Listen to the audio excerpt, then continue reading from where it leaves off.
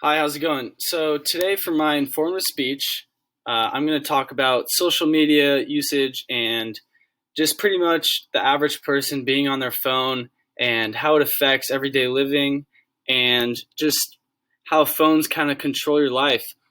So yeah, for my first main point, I wanted to talk about the amount of hours people are spending on their phones every day.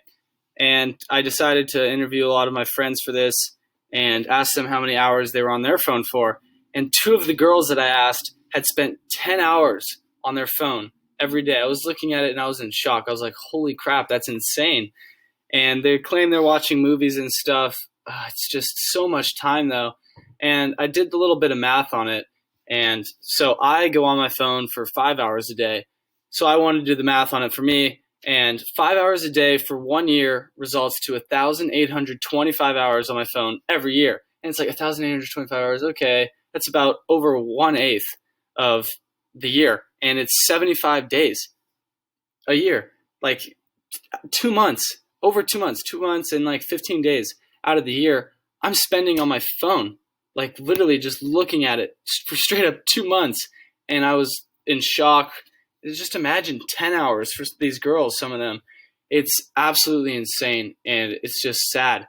Like, that brings me to my second point. Social media apps and how they're designed with algorithms to keep you on the app and show you things that you like so you spend more time on it.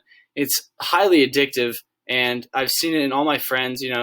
Everything's kind of changed from days with my parents. They're about 50, 60 years old, and they'd go out. There would be no phones at the table or anything. And nowadays, I'll go sit with my friends, get a sandwich with my friend, and they're on their phones for the whole entire time while we're eating. They're eating, and then their right hand or left hand, they're literally on their phone on Instagram or Snapchat.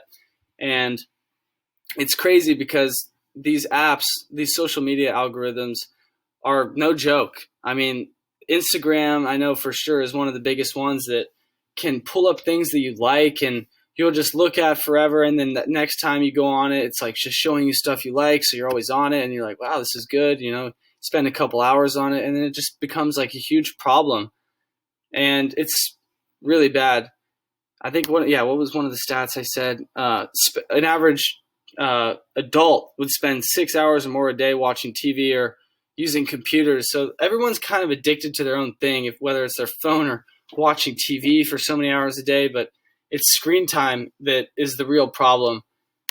And for my final point, I wanted to talk about the depression factor of it. Um, Teen depression is real, and in America, it's a pretty big deal right now.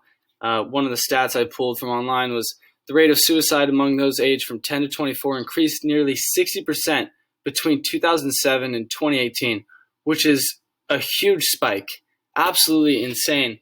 And suicide in young girls has had a huge spike as well, and it's one of the biggest parts of the suicide rate that was taken. And it's the phone usage has gone up as well.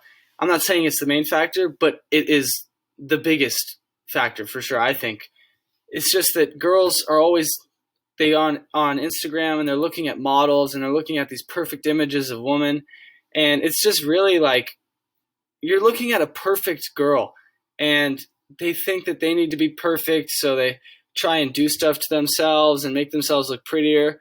I mean, a lot more girls at a young age are getting plastic surgery.